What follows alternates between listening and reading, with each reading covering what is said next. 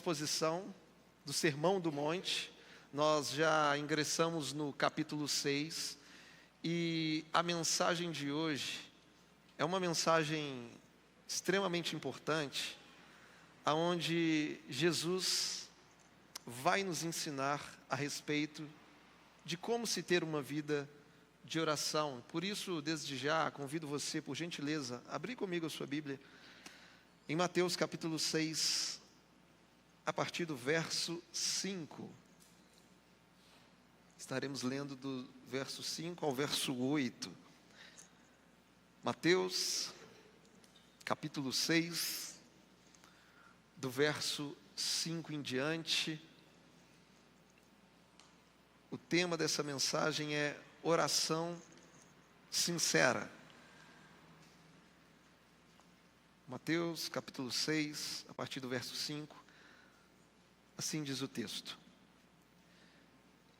E quando orarem, não sejam como os hipócritas, que gostam de orar em pé nas sinagogas e nos cantos das praças, para serem vistos pelos outros. Em verdade lhes digo que eles já receberam a sua recompensa. Mas ao orar, entre no seu quarto e, fechada a porta, ore ao seu pai que está em secreto. E o seu pai que vê em secreto lhe dará a recompensa. E orando, não usem vãs repetições como os gentios, porque eles pensam que por muito falar serão ouvidos. Não sejam, portanto, como eles, porque o Pai de vocês sabe o que vocês precisam antes mesmo de lhe pedirem. Apenas até aí, feche seus olhos por um instante. Pai, nós, mais uma vez, te rendemos graças pela palavra que foi lida, que foi repartida na igreja local. E nós estamos orando a respeito de um assunto do qual o Senhor está nos ensinando, ó Pai. E nós te pedimos que nesta noite o Senhor arranque de nós toda hipocrisia, toda necessidade de aprovação, toda performance humana, porque quando oramos, oramos a Ti e não aos homens, Pai. Que o Senhor venha nos instruir, nos corrigir, nos disciplinar e nos fazer crescer, que possamos caminhar nessa noite debaixo do temor ao Senhor, e que a Tua presença, Pai, possa mais uma vez aquecer o nosso coração, nos levando a reconhecer que na Sua presença nós temos liberdade para sermos verdadeiros, sinceros, transparentes, e tudo isso para a Sua glória, Pai. Te pedimos, transforma as nossas vidas, transforma a nossa devoção, transforma a nossa vida e a experiência de oração que temos contigo. É o nosso desejo nessa noite, para a Sua glória nós te pedimos, em nome de Jesus. Amém. Amém. Orar é uma das coisas mais importantes que podemos fazer nesta vida. A oração é uma das atividades mais elevadas da alma humana. Olhando para o texto que foi lido, nós entendemos que o discípulo de Jesus é alguém que ora. Não se trata de uma opção, não se trata de uma questão de categoria onde uns oram e outros não. Aqui no texto, Jesus está partindo do pressuposto, Ele está admitindo que todos os seus seguidores terão uma vida de oração, porque Ele diz: quando vocês orarem. Ele não diz se, Ele também não diz talvez, mas diz quando vocês orarem, e quando pressupõe que isso vai acontecer em algum momento. Uma das marcas de que um cristão está vivo, de que ele nasceu de novo, é que ele ora todos os dias, ele ora conforme a instrução do apóstolo Paulo, ora sem cessar. E entendendo a importância dessa temática, nesta noite eu quero compartilhar com vocês pelo menos 2 grandes ensinamentos a respeito da vida de oração. Vamos aprender com o próprio Senhor Jesus. E esses 2 ensinos são: primeiro, a quem devemos orar? Ao Pai ou aos homens? Segundo, como devemos orar? Vamos tentar trabalhar e caminhar sobre essas duas pautas. Então, em primeiro lugar, a quem eu e você devemos, de fato, dirigir as nossas orações? E reforçando o verso 5, diz o seguinte: e quando orarem, não sejam como os hipócritas, que gostam de orar em pé, nas sinagogas e nos cantos das praças, para serem vistos pelos outros. Aqui no texto, Jesus está afirmando que existem pessoas hipócritas, que infelizmente, quando oram, não oram a Deus, mas oram aos homens, com o propósito de visibilidade, de serem admirados por tais pessoas. Olhando para o contexto histórico-cultural, no tempo de Jesus, a oração era um dos pilares da piedade judaica. Os judeus oravam 3 vezes ao dia, manhã, tarde e noite. E como os judeus eram muito meticulosos, muito pontuais ao seu cronograma de oração, era muito comum você, naquela época, encontrar pessoas paradas nas ruas e nas praças, fazendo suas preces a Deus. Então, ao lermos o verso 5, afinal de contas, o que é que Jesus está nos proibindo? Será que Jesus está nos proibindo de realizarmos orações na posição de pé? Será que é isso que ele está proibindo? Porque uma certa vez uma pessoa de um determinado lugar, usando esse texto como base, me disse que nós só devemos fazer orações de joelhos. Porque Jesus disse para não sermos como os hipócritas que gostam de orar de pé. Mas será que é isso que Jesus está proibindo? E é claro que não. Se você se recordar da parábola de Lucas, capítulo 18, Jesus conta a história do fariseu e do publicano, e a Bíblia deixa bem claro que os dois estavam orando de pé. A diferença é que o fariseu, ele orava de si para si, orava com soberba, com altivez, com orgulho, com arrogância. Ele batia no peito e dizia: Deus, eu te dou graças porque não sou como esses pecadores por aí. Enquanto isso, o publicano orava com o coração prostrado. Apesar de estar fisicamente em pé, ele batia no peito dizendo: Senhor, tem misericórdia de mim que sou pecador. E no final das contas, contando essa história, Jesus diz que o publicano saiu justificado, enquanto o fariseu não. Mas engraçado, os dois estavam de pé. E isso nos ensina que o que justifica o ser humano não é a posição do corpo, mas a posição do coração. Se a alma está de fato prostrada diante de Deus. Agora, além do mais, será que no verso 5, Jesus está nos proibindo que a oração seja feita em ambientes públicos? Também, claro que não. Em seu ministério, Jesus orou em ambientes públicos. Ele orou em ambientes públicos quando ele ressuscitou Lázaro. Ele orou em ambientes públicos quando ele multiplicou os pães e os peixes.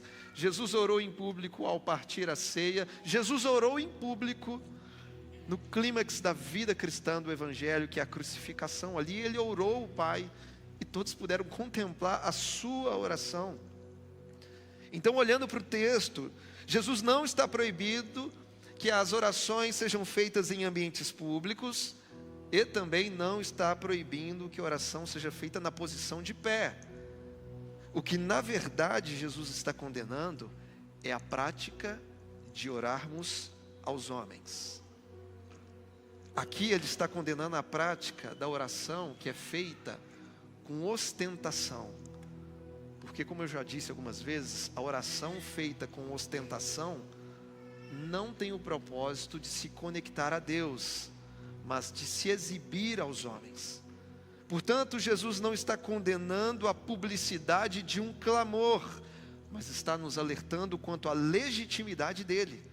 Porque uma oração ostentatória, ela pode ser até bela, bonita diante dos homens, mas ela não é verdadeira e não é sincera diante do nosso Pai que está nos céus. Então, o principal ponto não é o lugar onde a oração acontece, nem a posição do corpo, mas a motivação do coração de quem ora. Portanto, a pergunta a ser feita nesta noite é: ao orarmos, qual é o nosso real desejo? Sermos vistos pelos homens ou sermos ouvidos pelo nosso Pai que está nos céus. A finalidade da nossa oração é o nosso orgulho ou a glória de Deus. E meditando nessa palavra no decorrer da semana, eu descobri que existem 2 erros extremos no momento da oração. O primeiro erro extremo é quando a pessoa só gosta de orar em público, mas não tem vida de oração no lugar secreto. Isso aqui é um erro extremo. Pessoas que só gostam de orar em ambientes públicos, mas não tem vida de oração no lugar secreto. É alguém que está querendo exibir o que na verdade não é. Agora, o outro erro extremo é quando a pessoa só gosta de orar no secreto, mas tem medo de orar em ambientes públicos. E se tem medo de orar em público, é porque ela não vive pelo temor a Deus, mas vive por medo dos homens. O que eles vão pensar? O que eles vão achar? Será que eles vão rir de mim? E eu chego à seguinte conclusão, de que se uma pessoa só ora em público, mas não ora em secreto, talvez isso seja hipocrisia. Em contrapartida, se uma pessoa só ora no secreto, mas tem medo de orar em público, isso talvez seja covardia, porque ela vive pelo temor dos homens e não pelo temor a Deus. E se a pessoa não ora nem no secreto e nem em público, talvez certamente ela não nasceu de novo, ela não recebeu a experiência da redenção, da vida eterna e da salvação. Deixa eu te explicar uma coisa para ficar bem claro, talvez para você que tem dificuldade em fazer orações em lugares públicos, talvez para você que tem um temperamento mais tímido, assim como o meu. Oração não é uma demonstração de oratória. Entenda isso. Oração não é uma técnica. Oração não tem nada a ver com a nossa capacidade de dicção, de articulação de palavras, de erudição do nosso vocabulário. Oração não é uma ferramenta para exibir quantas palavras diferentes, quantas palavras difíceis e bonitas eu consigo falar em público. Por isso eu repito, oração não é demonstração de oratória. Não confunda a oração com a apresentação, porque oração não é show, não é espetáculo. Portanto, se de fato o seu desejo é falar com Deus, você não precisa de um palco, você não precisa de uma plateia, você não precisa de um bom vocabulário, você só precisa de um coração sincero, que arde de desejo pela presença de Deus. Algumas pessoas não praticam oração, pois dizem o seguinte: pastor, eu não vou orar porque eu não sei falar bonito, eu não vou orar porque eu oro feio. Meu irmão, feio é não orar. Feio é ter a boca cheia de palavras bonitas e ao mesmo tempo o coração vazio do desejo pela presença de Deus. É por isso que o autor do livro Peregrino, John Bunyan, dizia que na oração é melhor ter um coração sem palavras do que palavras sem um coração. Então, se não devemos orar aos homens, devemos orar a quem? E o verso 6 nos responde dizendo: mas ao orar, entre para o seu quarto e, fechada a porta, ore ao seu Pai, que está em secreto. Quando oramos, oramos ao Pai, seja em ambientes públicos ou em ambientes privativos. Sempre que oramos, oramos ao nosso Pai que está nos céus. E além do mais, nesse trecho do verso 6, Jesus está nos ensinando sobre o princípio da solitude. Lembrando que solitude é diferente de solidão. Solitude é um período em que nos retiramos a sós com Deus para termos o nosso secreto com Ele. Então, quando Jesus diz, vai para o teu quarto, isso representa para nós exclusividade relacional. É um encontro seu com o seu Criador, com o seu Pai que está nos céus. É praticamente um discipulado, porém num nível transcendente. E quando ele diz feche a porta, ele está dizendo que nesse momento você precisa cortar todas as conexões com o mundo exterior. Ao fechar a porta do seu quarto, você está silenciando todas as outras vozes, para que a única voz a ser ouvida nesse lugar de encontro seja a voz do seu Pai. As orações realizadas no secreto geralmente são orações mais legítimas, porque no lugar secreto é só você e o seu pai. No lugar secreto as máscaras não funcionam. No lugar secreto não há necessidade de impostação de voz, dizendo meu Deus e meu Pai. Não. É no lugar secreto onde nós somos completamente verdadeiros e sinceros. É onde nós não temos dificuldade em expor nossas mazelas, as nossas fraquezas, as nossas vergonhas diante do nosso Pai. Ou seja, esse encontro com Deus no lugar secreto promove cura e restauração, é um banho na nossa alma. O lugar secreto é o lugar onde nós não precisamos fazer caras e bocas, não precisamos da aprovação dos homens, não precisamos impressionar ninguém com as nossas palavras bonitas, e nisto está a riqueza, porque é o encontro do verdadeiro eu com a grandeza de quem ele é, um encontro gostoso, espontâneo e desarmado. A vida de oração no lugar secreto é como uma árvore que dá muitos frutos, porque os frutos são visíveis e todo mundo consegue enxergar, mas a raiz dessa árvore que dá vida aos frutos, ninguém vê. Ou seja, a publicidade dos seus bons frutos, das suas boas obras, as pessoas conseguem enxergar, mas a raiz dessa árvore, ou seja, as horas que você passa em oração no secreto, isso ninguém vê senão o Pai. Portanto, o Pai vê coisas que os homens não conseguem ver. Os homens podem enxergar você frutificando, mas eles não podem enxergar as suas raízes no lugar secreto de oração, porque só o Pai enxerga as horas que você passa no seu quarto. Só o Pai te vê em secreto, e a Bíblia diz que o Pai que nos vê em secreto, Ele quer nos recompensar. E é claro que com uma postura de maturidade, nós não buscamos o Senhor por causa das suas recompensas, mas de acordo com a Escritura nós entendemos que a recompensa do Pai é uma consequência real e natural da nossa relação com Ele. Por isso o autor da carta aos Hebreus vai dizer que Deus é galardoador daqueles que o buscam, Ele dá presentes. Assim é o nosso Pai. Então ao orarmos, oramos a quem? Aos homens? Não. Nós oramos ao nosso Pai. Eu posso até orar diante dos homens, eu posso até mesmo orar pelos homens, mas eu não estou orando aos homens. Portanto, quando oramos ao nosso Pai. Esse é o primeiro ensino de Cristo para nós, de acordo com o texto. Agora, o segundo ensino que Jesus apresenta para nós é a respeito de como devemos orar. E os versos 7 e 8 dizem: e orando, não usem vãs repetições, como os gentios, porque eles pensam que por muito falar serão ouvidos. Não sejam, portanto, como eles, porque o Pai de vocês sabe o que vocês precisam, antes mesmo de lhe pedirem.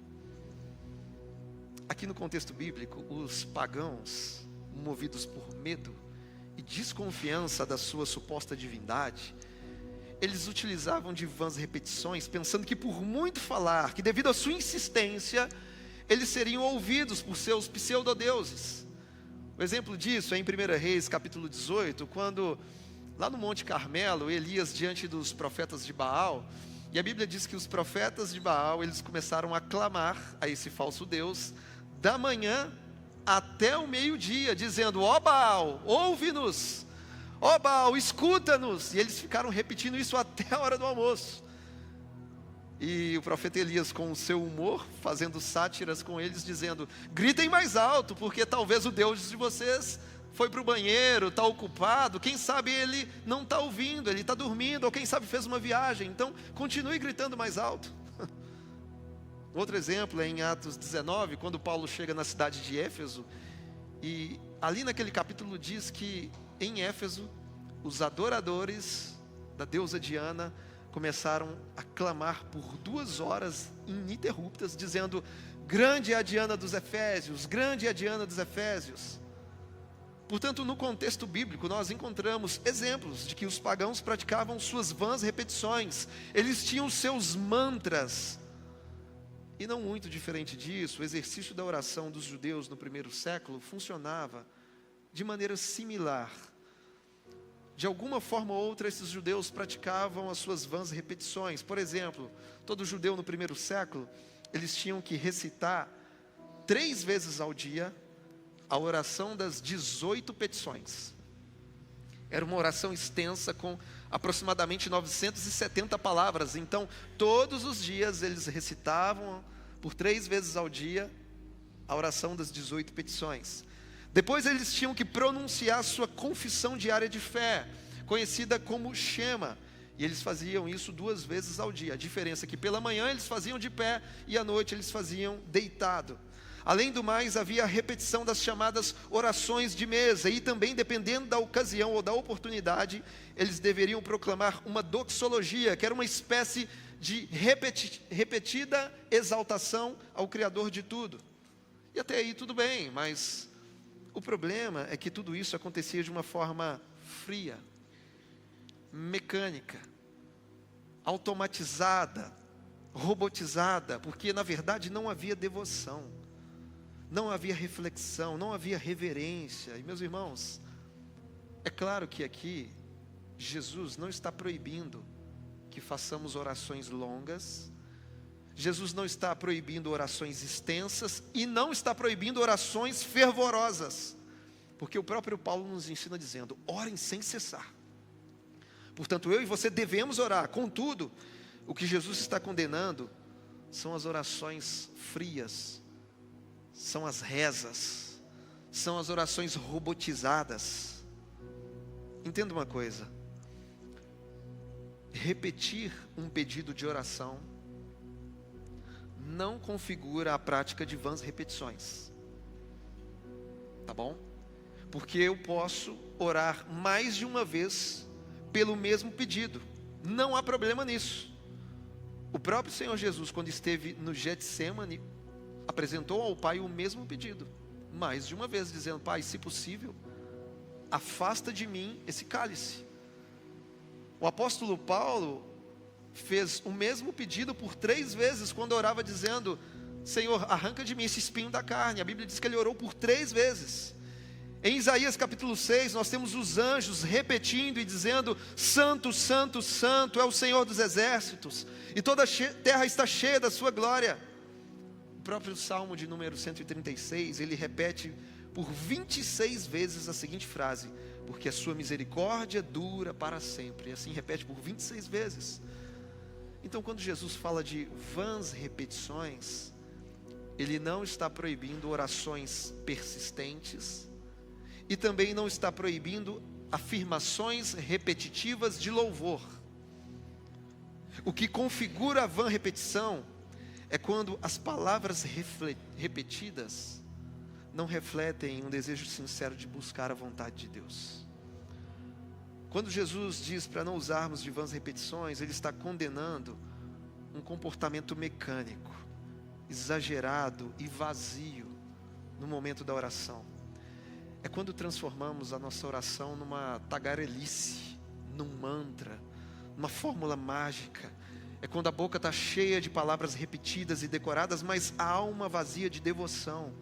Portanto, vãs repetições são palavras que não refletem o sincero desejo de buscar a vontade de Deus. São palavras sem conteúdo apropriado, sem devoção e, acima de tudo, sem coração. Infelizmente, muitas pessoas se comportam dessa forma. E pior ainda, tem gente que pensa que por muito falar vai ser atendido por Deus. Pior ainda é quando a pessoa pensa da seguinte forma, dizendo: pastor, eu vou orar, eu vou jejuar, eu vou pedir até Deus me ouvir. E se preciso for, eu vou gritar, eu vou pedir insistentemente até Deus fazer o que eu estou querendo. Porque, Deus, eu vou colocar Deus contra a parede, porque Ele não vai ter saída. Eu vou pedir até convencê-lo a fazer aquilo que eu quero que Ele faça.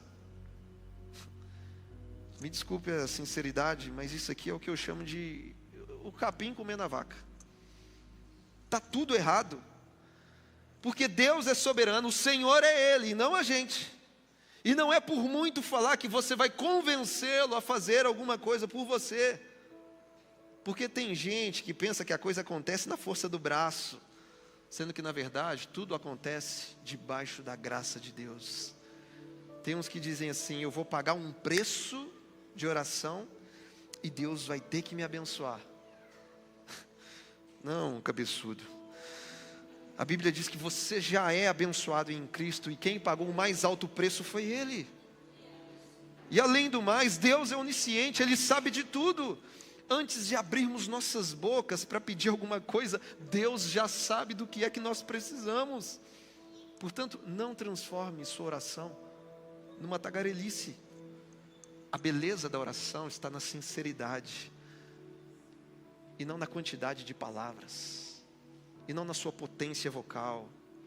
A oração mais bonita é a que nasce do coração, e não das palavras decoradas, das palavras vazias.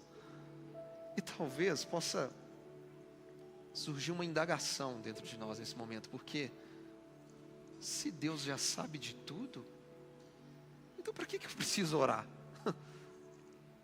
Se antes de abrir a boca, Ele já sabe o que eu preciso, então para que eu preciso orar? E aqui nós entendemos que oração é mais que pedir, é se relacionar. Oração é mais que petição, é entrega, é devoção, é relacionamento. Porque quem apenas faz pedidos, mas não se relaciona, é comparado a um cliente que entra no restaurante, se assenta à mesa e está aguardando ser atendido por um garçom chamado Deus, o qual vai atender todos os meus pedidos.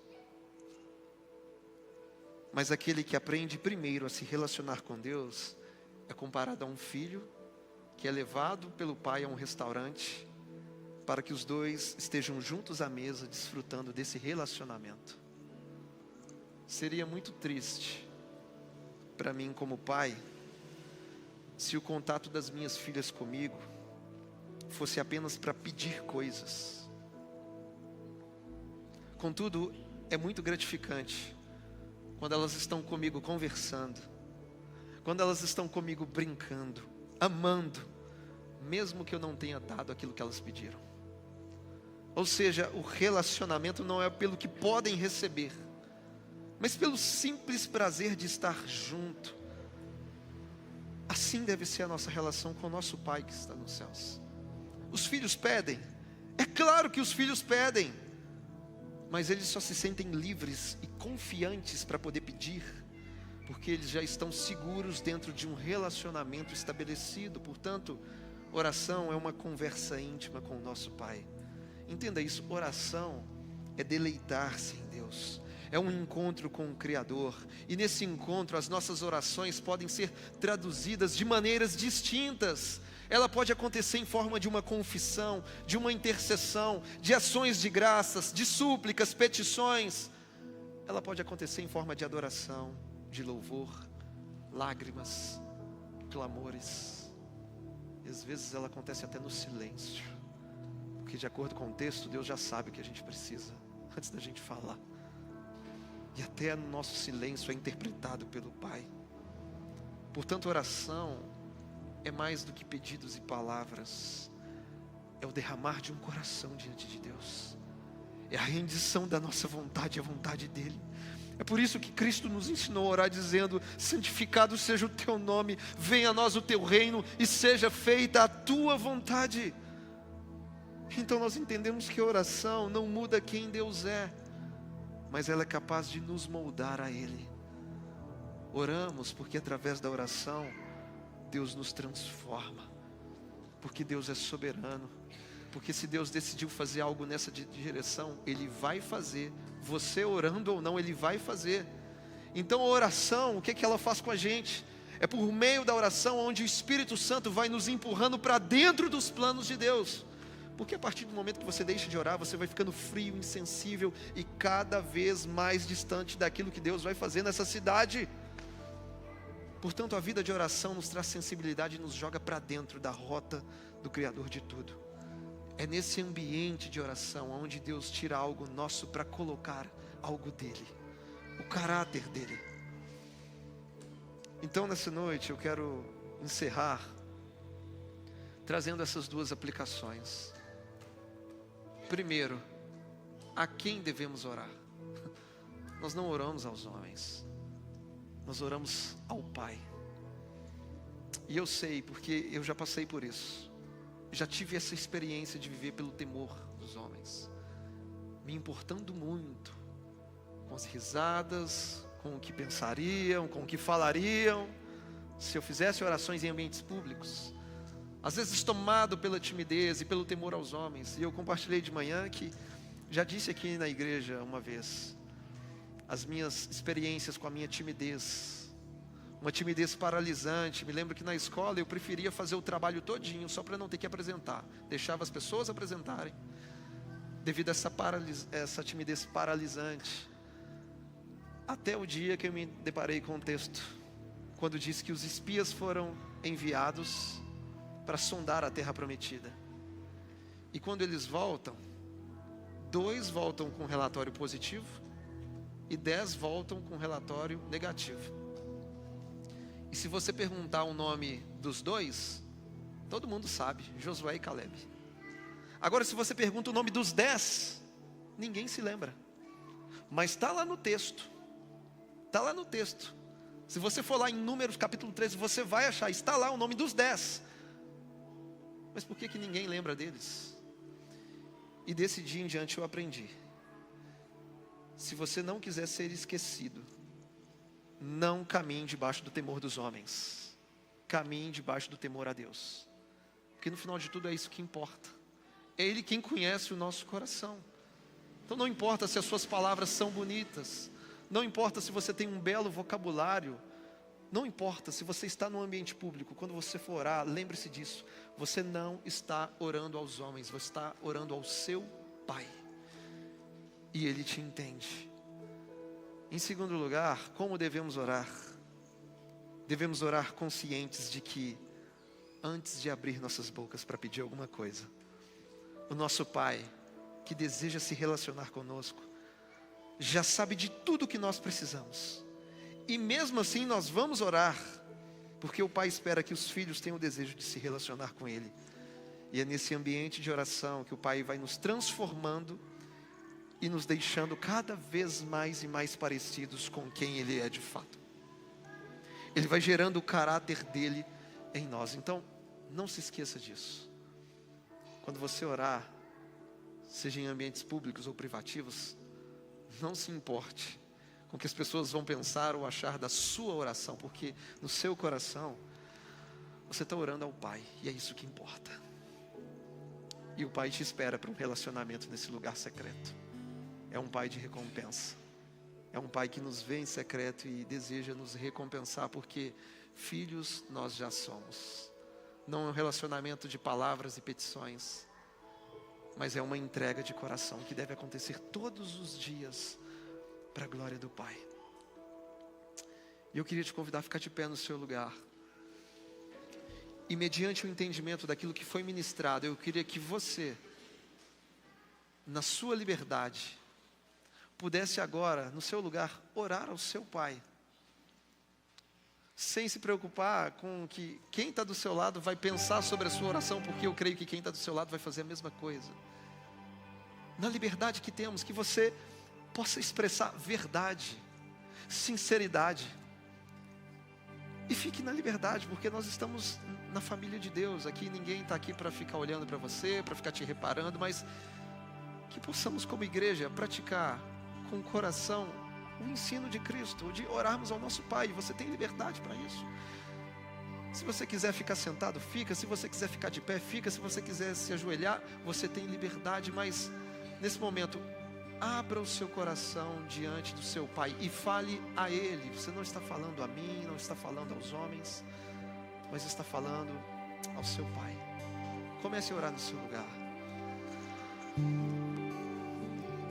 Pai, nós te rendemos graças nessa noite, Pai. Obrigado. E mais uma vez, Senhor, assim como pela manhã, o Senhor sabe, nós te pedimos perdão. Perdão, Senhor, pela nossa performance. Perdão pelas nossas caras e bocas. Perdão pela nossa necessidade tão mesquinha de aprovação das pessoas, Pai. Perdoa, Senhor. Porque a essência de tudo não está na quantidade de palavras que nós falamos, não está nos nossos gritos. Não tem nada a ver com a nossa eloquência, Pai. Mas tem tudo a ver com o nosso coração. Pai, nessa noite eu te peço que o Senhor arranque de nós essa necessidade de aprovação humana, Pai. Arranque de nós, Pai, o temor dos homens. Nós queremos sim, Pai, de hoje em diante caminhar debaixo do temor a Ti, porque as nossas orações são dirigidas não àqueles que estão do nosso lado, mas ao Senhor, Pai. Por isso nessa noite nós te pedimos perdão. Perdão pelos nossos medos, perdão pela nossa insegurança, perdão pela nossa incoerência, Pai. Perdão por termos abandonado o lugar secreto. Perdão, Senhor, por darmos importância para tanta coisa, mas menos para o seu coração, Pai. Tem misericórdia de nós, Jesus. Reacende dentro de nós o desejo de estar contigo, Pai. Reacende dentro de nós o desejo de estar na sua presença. Reacende dentro de nós, Pai, que o Senhor possa nos atrair com cordas de amor para aquele lugar de intimidade, aquele lugar que nós abandonamos, que nós deixamos um dia. Porque orar a Ti é uma das coisas mais importantes que nós podemos fazer nessa terra, Pai. Transforma o nosso coração, que haja verdade em nós, que haja sinceridade nas nossas palavras, e que no final de tudo a glória seja apenas do Senhor, Pai. Nós não queremos ser vistos pelos homens, nós não precisamos disso, Pai, mas queremos que o Senhor cresça e apareça no nosso meio, em nossas vidas, Pai. Por isso nessa noite nós te rendemos graças e declaramos que Tu és o centro de tudo, Jesus. Santificado seja o Teu nome, que venha a nós o vosso reino, e que seja feita não a nossa vontade, mas a Tua, Senhor. É o que nós te pedimos nessa noite, para a Sua glória, em nome de Jesus. Estou voltando à essência da adoração, e a essência és Tu, a essência és Tu, Jesus. Oh, me perdoa pelo que eu fiz dela, quando a essência és Tu, a essência és Tu, Jesus. Estou voltando à essência da adoração, e a essência és Tu, a essência és Tu, Jesus. Oh, me perdoa pelo que eu fiz dela, quando a essência és Tu, a essência és Tu, Jesus. Obrigado, Jesus. Tu és essência, Pai. Que jamais venhamos perder essa essência, essa simplicidade, Pai. És Tu, Jesus. És Tu, Senhor. Obrigado por essa noite, Pai. Obrigado pela Sua presença. Obrigado pela Sua bondade. Obrigado pela Sua palavra e pelo Seu ensino, Pai. Em nome de Jesus. Obrigado, Pai. Você pode aplaudir ao nome de Jesus. Obrigado, Pai. Obrigado, obrigado, obrigado. Obrigado. Amém. Glória a Deus. Quem aqui vai ter orações sinceras diante do Pai? Esqueça disso não. Oração não é prática de oratória. Quando oramos, oramos ao nosso Pai, e é isso que importa. Então ore do seu jeito, com as suas palavras, com o seu campo semântico, com a sua simplicidade. Não importa se na sua oração tem concordância verbal, se não tem concordância verbal. Não importa se você fala problema. Até se você não falar nada, Deus te entende. Ele é o seu Pai. Ele te conhece melhor do que você mesmo. Amém? Que o amor do Pai, que a graça de Deus Filho e que a doce comunhão do Espírito Santo seja sobre as nossas vidas hoje e até a volta de Jesus. Que você vá em paz, tenha uma semana abençoada diante do seu Pai que está nos céus. Deus abençoe vocês.